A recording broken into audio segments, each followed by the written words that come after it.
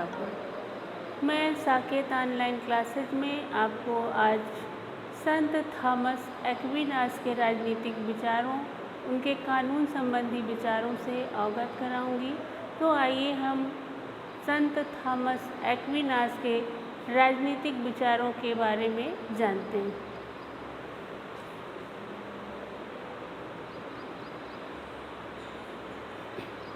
जैसा कि हम कल आपको अरस्तु और प्लेटो के बारे में हमने आपको बताया था, वेस्टर्न पॉलिटिकल थिंकर अरस्तु और प्लेटो। उसके बाद पाश्चात्य राजनीतिक चिंतन में संत थॉमस एक्विनास का महत्वपूर्ण स्थान है। संत थॉमस एक्विनास मध्ययुगीन राजनीतिक विचारक। संत थॉमस एक्विनास एक ऐसे राजनीतिक विचारक हैं जिनका जन्म मध्य युग में 1225 में नेपल्स राज्य के इस रोक्का सिक्का नामक स्थान पर हुआ था। इनका जन्म एक कुलीन परिवार में हुआ था और इनके पिता चाहते थे कि ये राजकीय क्षेत्र में जाएं, लेकिन इनको ये पसंद नहीं था। संत थॉमस एक्विनास को अपनी पिता की कही हुई बातों पर इन्होंने ध्यान नहीं दिया और ये जो है पैदल चल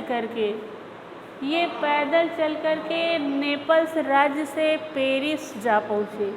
नेपल्स राज्य से पैदल नंगे पैर जा करके पेरिस गए और पेरिस जा करके इनके गुरु थे अल्बर्ट महान। इन्होंने अल्बर्ट महान के शिष्यत्व में वहाँ पेरिस महाविश्वविद्यालय में 4 वर्ष तक धर्मशास्त्र की शिक्षा ग्रहण की। 4 वर्ष इन्होंने धर्मशास्त्र की शिक्षा ग्रहण की। उसके बाद पेरिस विश्वविद्यालय ने इनको धर्म गुरु मास्टर ऑफ थियोलॉजी की संज्ञा प्रदान की। तो आपने प्लेटो को देखा। प्लेटो एक आदर्शवादी काल्पनिक राजनीतिक विचारक हैं। और उसके बाद हमने आपको अरस्तु के बारे में बताया कि अरस्तु को राजनीति विज्ञान का जनक माना जाता है। उसके बाद ये जो संत थॉमस एक्विनास हैं, ये मध्यकालीन राजनीतिक विचारक। सबसे मेन पॉइंट तो ये है कि अगर आता है कि ऑब्जेक्टिव में आता है कि संत थॉमस किस काल के राजनीतिक विचारक हैं, तो संत थॉमस एक्विनास मध्यकालीन राजनीतिक विचारक हैं जिनका जन्म 13वीं शताब्दी में हुई थी। और इनकी जो प्रमुख रचना है जिसमें इन्होंने अपने कानून संबंधी विचार या विचारों को प्रकट किया है, वो है सुम्मा थियोलॉजिका। सुम्मा थियोलॉजिका। सबसे प्रमुख बात ये है कि संत थॉमस एक्विनास समन्वयवादी राजनीतिक विचारक। संत थॉमस एक्विनास ने प्लेटो, अरस्तु, ऑगस्टाइन, स्टोइक, रोमन आदि विचारधाराओं का समन्वय किया। इन्होंने ऐसा नहीं कि किसी की इन्होंने बुराई की या ऐसा किया। इनको समन्वयवादी राजनीतिक विचारक कहा जाता है। और ये मध्ययुगीन राजनीतिक विचारक ऐसे विचारक हैं जिन्होंने कानून संबंधी विचार दिए हैं जो कि किसी राजनीतिक विचारक ने नहीं दिया है। इन्होंने प्लेटो, अरस्तु, स्टोइक, रोमन आदि विचारकों के विचारों का समन्वय किया। और संत थॉमस एक्विनास के ग्रंथ। संत थॉमस एक्विनास ने कुल 37 ग्रंथों की रचना की है। उसके बाद उनके लघु ग्रंथ भी, इन्होंने 40 लघु ग्रंथों की भी रचना की है। अभी हमने आपको बताया कि जिसमें इन्होंने अपने कानून संबंधी विचार दिए हैं वो है सुम्मा थियोलॉजिका। सुम्मा थियोलॉजिका इनकी महत्वपूर्ण रचना है। ये ऑब्जेक्टिव एग्जाम्स में आता है बार बार, क्योंकि ये इनकी सबसे महत्वपूर्ण रचना है। उसके बाद इन्होंने अरस्तु की राजनीति की टीका commentaries on politics of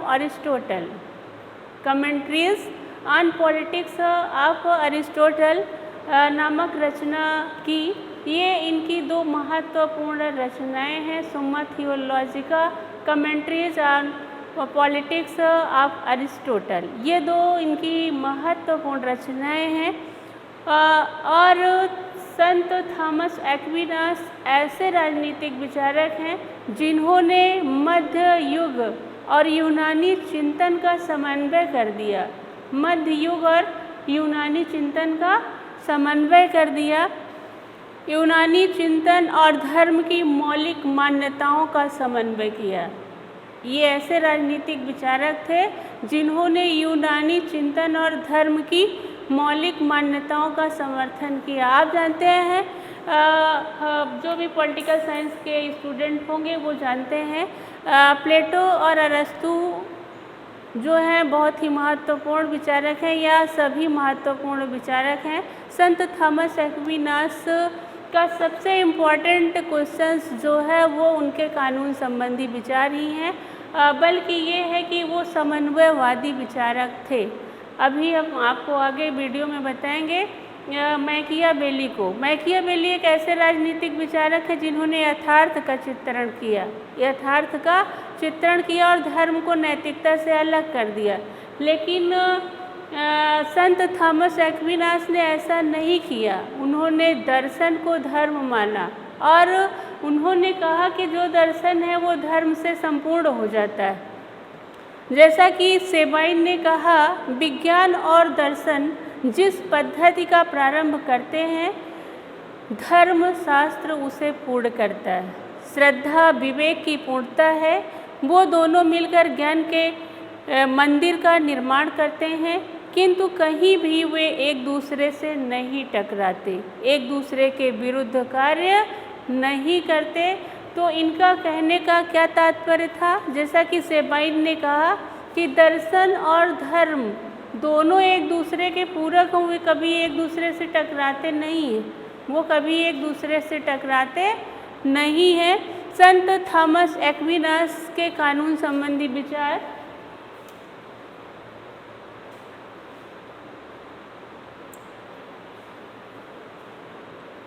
Sant Thomas Aquinas मध्ययुगीन राजनीतिक विचारक हैं।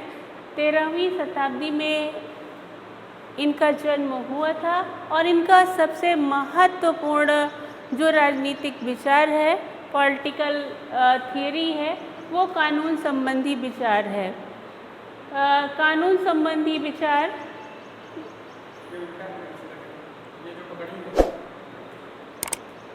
पहला है शाश्वत कानून। सबसे पहला इनका है शाश्वत कानून। आप जानते हैं कि जैसा इन्होंने शाश्वत, प्राकृतिक, दैवी, मानवीय 4 प्रकार के कानूनों का विवेचन किया है। संत थॉमस एक्विनास ने शाश्वत, प्राकृतिक, दैवी, मानवीय इन 4 प्रकार के कानूनों का विवेचन किया, जिसमें आप देख सकते हैं कि 3 तो इस तरह के कानून हैं जो सिर्फ शाश्वत, दैवी और प्राकृतिक तीनों जो ईश्वर से ही जुड़े हुए हैं। सिर्फ एक ऐसा कानून है जिसको मनुष्य ने बनाया है, मानवीय कानून। तो सबसे पहले हम समझते हैं शाश्वत कानून को। शाश्वत कानून ईश्वर का प्रतीक। शाश्वत कानून ईश्वर का प्रतीक है जो जड़, चेतन और संपूर्ण जगत को एक नियमों में बनाया है, संपूर्ण जगत को एक नियम में श्रेणीबद्ध किया है, लेकिन उसको व्यक्ति नहीं समझ सकता, वो व्यक्ति की समझ से परे है।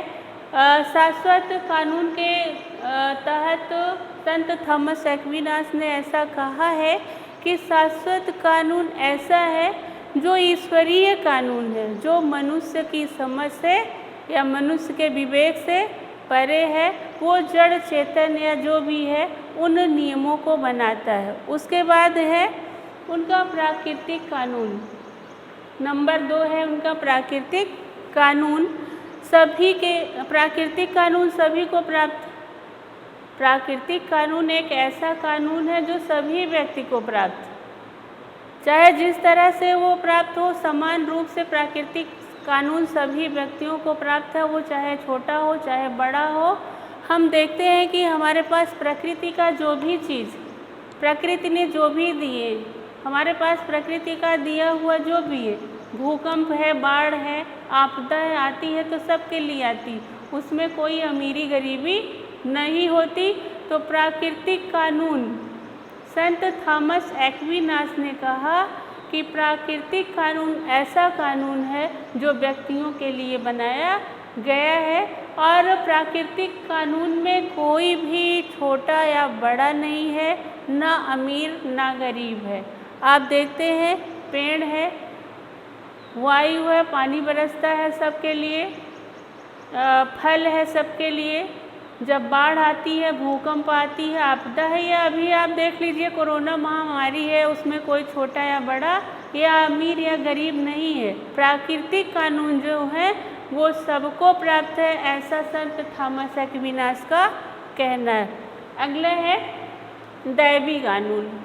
दैवी कानून सांसारिक और पारलौकिक सुख की प्राप्ति। दैवी कानून सांसारिक और पारलौकिक सुख की प्राप्ति।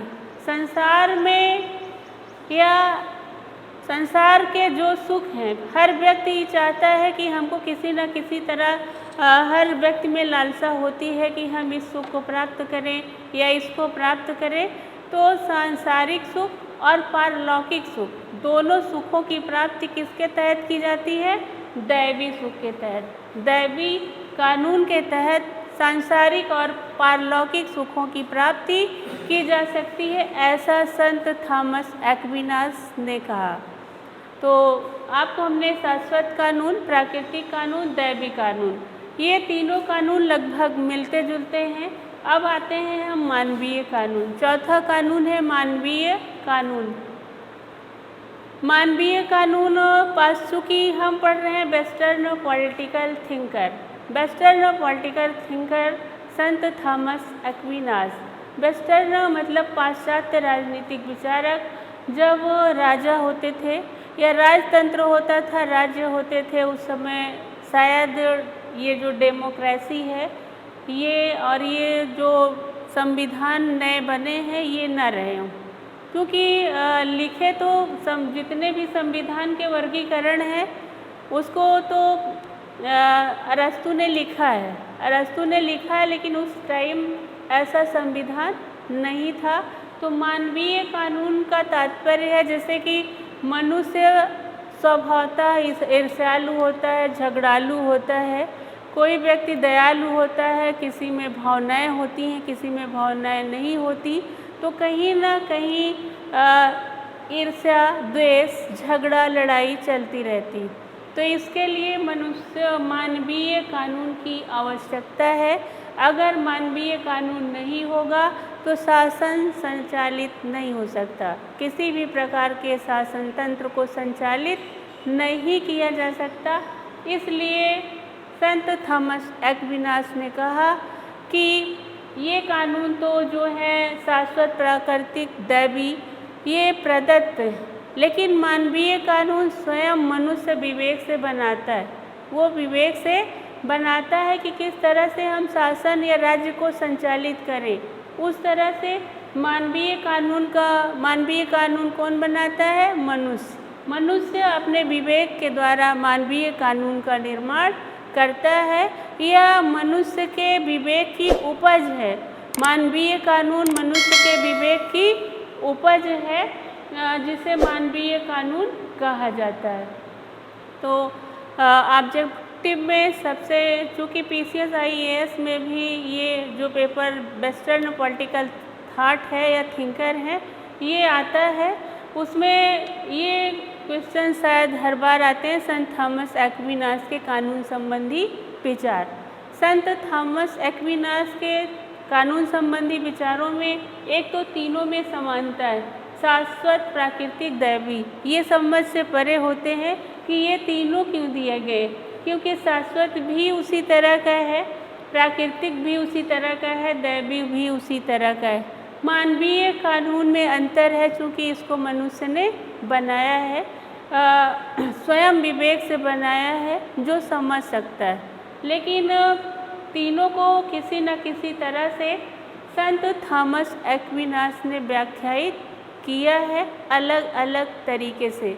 अगर आप इसको पढ़ते हैं या स्वविवेक का प्रयोग करते हैं तो लगता है कि शाश्वत कानून भी वही है, प्राकृतिक कानून भी वही है, दैवी कानून भी कहीं ना कहीं ईश्वर कृत ही है।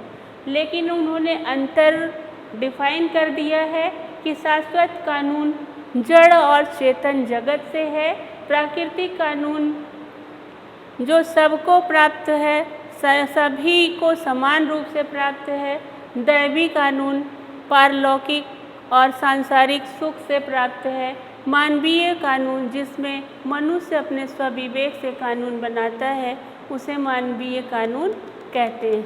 तो संत थॉमस एक्विनास एक ऐसे राजनीतिक विचारक हैं जिन्होंने पोप, स्टोइक और अरस्तु, प्लेटो आदि राजनीतिक विचारकों के विचारों का समन्वय किया। इन्होंने धर्म और दर्शन का समन्वय किया। तो इनका सबसे महत्वपूर्ण स्थान तो इसलिए है कि ये ऐसे राजनीतिक विचारक नहीं थे जिन्होंने सिर्फ अपने लिए कुछ किया हो। हमने आपको बताया कि इनके 37 ग्रंथ लिखे हुए हैं, 40 लघु ग्रंथ हैं और सबसे महत्वपूर्ण ग्रंथ सुम्मा थियोलॉजिका है जिसमें इन्होंने कानून संबंधी विचारों का विवेचन किया है। तो संत थॉमस एक्विनास एक मध्य युगीन राजनीतिक विचारक हैं जिसके पश्चात ही मध्य युग के पश्चात ही क्या आ जाता है, आधुनिक युग आ जाता है। मध्य युग के बाद ही आधुनिक युग आ जाता है। तो कहीं ना कहीं हर विचारक के ऊपर अपने युग की छाप होती है। लेकिन इन्होंने क्या किया, इन्होंने प्लेटो, जो कि प्लेटो अरस्तु इनसे बहुत पहले के विचारक, इन्होंने अरस्तु के ग्रंथों का अध्ययन किया। इन्होंने अरस्तु के संपूर्ण ग्रंथों का अध्ययन करने के पश्चात अपने विचारों में उसका समन्वय किया। अरस्तु के विचारों का इन्होंने अपने विचारों में समन्वय किया और प्लेटो के विचारों का समन्वय किया और धर्म और दर्शन का समन्वय कर दिया।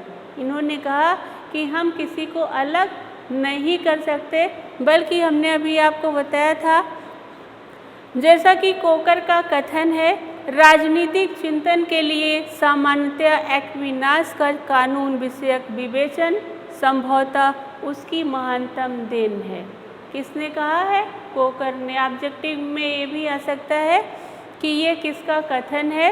राजनीतिक चिंतन के लिए सामान्यतः एक्विनास का कानून विषयक विवेचन संभवतः उसकी महानतम देन है। तो ये कथन है कोकर का। संत थॉमस एक्विनास कानूनी और न्याय सिद्धांत को वह धारा मानते हैं जिसके माध्यम से अरस्तु, स्टोइक, अगस्टाइन, सिसरो रोम के साम्राज्यवादी विधि वेत्ताओं आदि के सिद्धांत समन्वित रूप से संप्रेषित किए। तो एक्विनास इसलिए इम्पॉर्टेंट है, इसलिए महत्वपूर्ण है क्योंकि इन्होंने बहुत से विचारधाराओं और विचारकों के जो विचार थे उनका समन्वय कर दिया, धर्म और दर्शन का समन्वय कर दिया। मैकियावेली एक ऐसे राजनीतिक विचारक हैं जिन्होंने नैतिकता और धर्म को अलग किया। उनको अपने युग का शिशु या पुनर्जागरण काल का शिशु कहा जाता है। तो हम आपको ये बताना चाहेंगे कि संत थॉमस एक्विनास एक ऐसे राजनीतिक विचारक थे जिन्होंने मध्य युग में सबसे महत्वपूर्ण जो उनके विचार थे कानून संबंधी विचार हैं। जैसा हमने आपको 4 प्रकार के विचारों से अवगत कराया। तो अगर आपको हमारा वीडियो पसंद आता है तो लाइक और सब्सक्राइब करना मत भूलिए। Thank you.